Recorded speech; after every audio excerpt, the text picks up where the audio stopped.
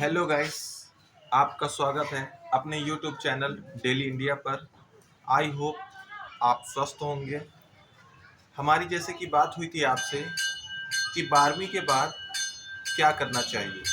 आप सभी के मैसेज आए थे कि सर बताइए 12वीं के बाद क्या किया जाना चाहिए। तो उसी पर हम ये वीडियो लेकर आए हैं।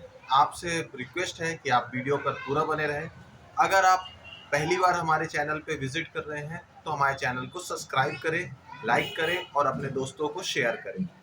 देखिए, आते हम अपने पुराने बात पर, जिस पर अपनी बात थी। देखिए, 12वीं के बाद विद्यार्थियों की समस्या एक ये बनी रहती है कि वो करे तो करे क्या। उनकी समस्या, चूंकि वो भी नहीं ज़्यादा जान पाते, पिताजी कुछ बोलते हैं करने के लिए, चाचा जी कुछ बोलते हैं, मामा जी कुछ बोलते हैं और अड़ोसी पड़ोसी कुछ बोलते हैं। तो देखिए, सिंपल सा तरीका है कि आपको खुद करना है ना।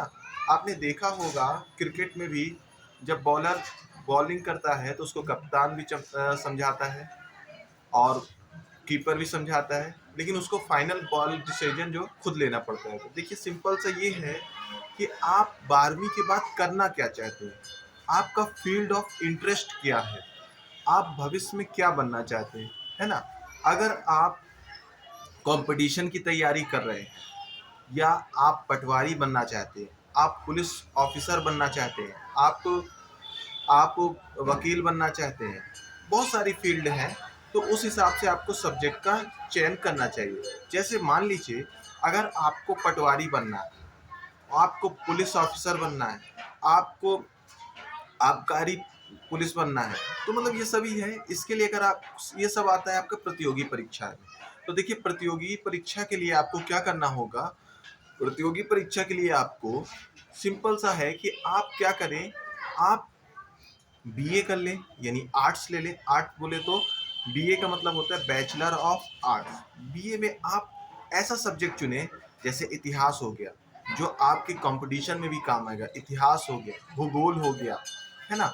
आप ऐसे सब्जेक्ट को चुनें जिसमें आपका इजीली आपका ग्रेजुएशन भी हो जाए और साथ में आप अपनी प्रतियोगी परीक्षा की तैयारी भी करते रहें। देखिए, होता क्या है, जैसे कॉमर्स के, जैसे मेरे स्टूडेंट हैं अधिकतर कॉमर्स, मैं कॉमर्स पढ़ाता हूँ।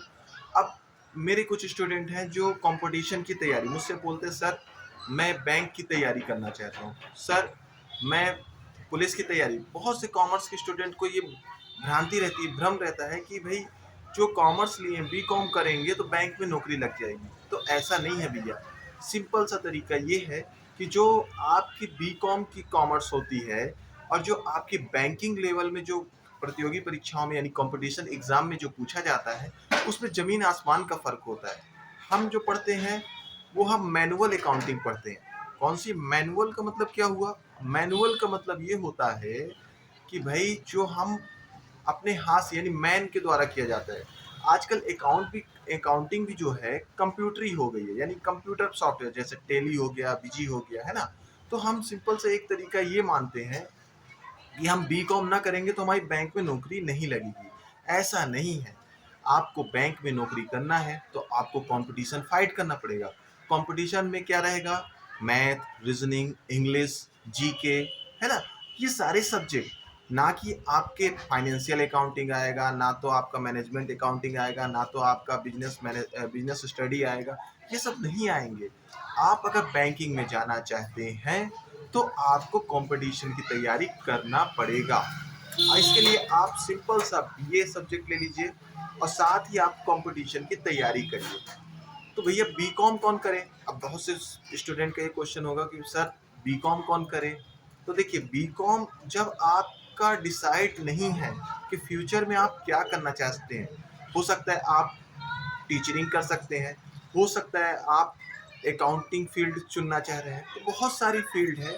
तो उसके लिए आपको क्या करना होगा? बी कॉम आप कर सकते हैं। तो बी कॉम में क्या होगा? बी कॉम में देखिए कई पोस्ट होती है जो केवल कॉमर्स वालों के लिए होती है, केवल साइंस वालों के लिए होती है, केवल आर्ट्स वालों के लिए होती है। तो जब आपको स्पेशल फील्ड पे ही काम करना है, भविष्य में आपको उसी की तैयारी करना है, तो आप उस फील्ड को चुनें। जैसे मान लीजिए कॉमर्स की, जैसे अभी एक वैकेंसी आई थी, सहायक करारोपण अधिकारी, कराधान अधिकारी, सॉरी, सहायक कराधान अधिकारी। इस फॉर्म को कौन फिल कर सकता है? केवल कॉमर्स वाले। अकाउंटेंट का फॉर्म कौन भर सकता है? केवल कॉमर्स वाले, वो भी बीकॉम। तो देखिए, आपको अगर कॉमर्स कॉमर्स है, या आप मान लीजिए आपको लॉ की कोई परीक्षा है, यानी विधि, लॉ को हिंदी में बोलते हैं विधि, यानी कानून की अगर आपको पढ़ाई करना है तो बीए एलएलबी करिए, है ना? तो मेरा कहने का मतलब ये है कि आप 10 फील्ड पे मत कूदिए। आपको कहाँ जाना है? जहाँ पर आपकी लाइन हो, या आप जो भविष्य बनना चाहते हैं। हमारे मोहल्ले के मैं आपको एग्जाम्पल देना चाहता हूँ। देखिए, 2 लोग हैं हमारे मोहल्ले में, सिंपल सा है, वो क्या कर 2 लोगों का मैं व्यक्ति नाम नहीं लूँगा, नाम आपको चेंज करके, क्योंकि मैं किसी का नाम लेके उनको कहना नहीं चाहता हूँ। लेकिन उसमें से एक है हमारे अ, रामेश्वर। अब रामेश्वर जो हैं, रामेश्वर ने क्या-क्या किया? रामेश्वर ने किया बीकॉम, फिर उसके बाद किया एमफिल, और फिर उसके बाद एमएसडब्ल्यू, सॉरी, बीकॉम किया, एमएसडब्ल्यू किया, फिर उसके बाद एमफिल किया। ठीक है? 3 डिग्री, और 3 की बदौलत वो आज क्या है? आज वो कॉलेज में गेस्ट गेस्ट टीचर हैं। ठीक है? उन्हीं के रिश्तेदार हैं एक सुनील। उनका क्या है? उन्होंने बीए किया, एमए किया, डबल एमए किया, एमएसडब्ल्यू किया, पीजीडीसीपी किया, आईटीआई किया, और भी न जाने कितने कोर्स किए, और उनका काम क्या है? वो पुताई कर रहे हैं। देखिए, काम कोई बुरा, अच्छा या बुरा नहीं होता। मैं किसी काम को गलत भी नहीं कहता। ईमानदारी से करने वाला काम बहुत अच्छा होता है। मैं सिर्फ एक मिसाल आपको दे रहा हूँ कि ये ऐसा क्यों हुआ। देखिए, आज क्या है, नॉलेज पे बात होती है। अगर आपके पास नॉलेज है तो आपको दुनिया पूजेगी, है ना? अगर नॉलेज नहीं है तो आपको कोई पूछने वाला नहीं है। ठीक है? आप ही सोचिए, अगर आपकी फर्म है, आपकी कंपनी है, आपकी दुकान है, तो क्या आप ऐसे लोग को रखेंगे, भले वो रिश्तेदार है, जो आपका काम सही से नहीं करता, जिसको नॉलेज नहीं है, जो आपका नुकसान करता है? नहीं रखेंगे। तो मेरा ये कहना है कि आप जो भी कर बनना चाहते हैं भविष्य में, आप किसी के दबाव पे मत आइए, है ना? किसी के दबाव, मेरा दोस्त एक सत्यम था, मतलब है, अभी भी है, ऐसा नहीं है, अभी भी है। सत्यम को उसके पिताजी ने क्या किया, उसको मैथ उसकी अच्छी आती थी, उसको कॉमर्स दिला दिए, बीकॉम, 12वीं के बाद। हुआ क्या कि उसने बीकॉम किया, तो आज उसका ना मैथ का रहा, ना कॉमर्स ही अच्छा कर पाया, और ना मैथ ही अच्छा रख पाया। तो मेरी आपसे यही है कि अगर आप टीचर बनना चाहते हैं, अगर आप अकाउंटिंग, मतलब जिस फील्ड पे हैं पर्टिकुलर, तो फिर वही सब्जेक्ट लीजिए, किसी के दबाव पे मत आइए। जैसे कॉमर्स वाले स्टूडेंट हैं, तो कॉमर्स वाले अगर कंपटीशन की तैयारी करना चाह रहे हैं, तो कंपटीशन के लिए उनको क्या चाहिए? वो बी कॉम करें। क्या करें? बी कॉम करें। ठीक है? अगर उन सॉरी सॉरी सॉरी अगर कॉमर्स वाले हैं और उनको कंपटीशन की तैयारी करना है, तो वो क्या करें? बीए कर लें, उससे ग्रेजुएशन भी कंप्लीट होगा, साथ ही साथ कंपटीशन की भी तैयारी करें। जैसे वो 3 साल में उनका ग्रेजुएशन कंप्लीट होगा, तो वो किस में आ जाएंगे? अपना कंपटीशन का जो भी फॉर्म भरना चाहते हैं, उसकी तैयारी वो भी कंप्लीट होती रहेगी। देखिए, ग्रेजुएशन बहुत ज़रूरी है। अब आप पूछेंगे ग्रेजुएशन क्यों ज़रूरी है? तो देखिए, सिंपल सा मैं एक बता रहा हूँ। जिस तरह से अगर आप ग्रेजुएशन नहीं करेंगे, तो जितनी अधिकारी यानी ऑफिसर रैंक की जो भी पोस्टें होती है, उसके लिए आप एलिजिबल ही नहीं होंगे। ठीक है?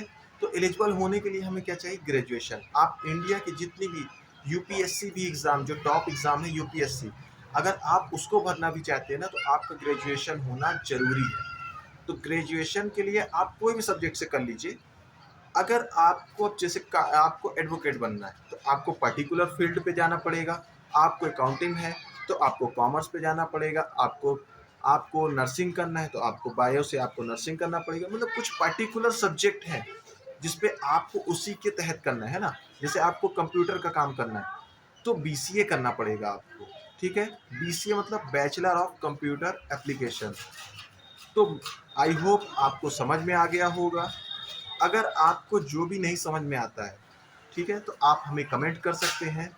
आपको आप हमारे व्हाट्सएप पे भी मैसेज कर सकते हैं, तो हम उससे संबंधित विशेषज्ञ से आपको आपकी समस्या को बता के उससे समाधान लाएंगे, और आपकी समस्या को दूर करने का प्रयास करेंगे। ऐसे ही जुड़े रहिए। ऐसे ही नॉलेजेबल वीडियो देखने के लिए हमारे चैनल पर बने रहिए, हमारे चैनल को सब्सक्राइब करिए, लाइक करिए, शेयर करिए। Thank you. जय हिंद, जय भारत।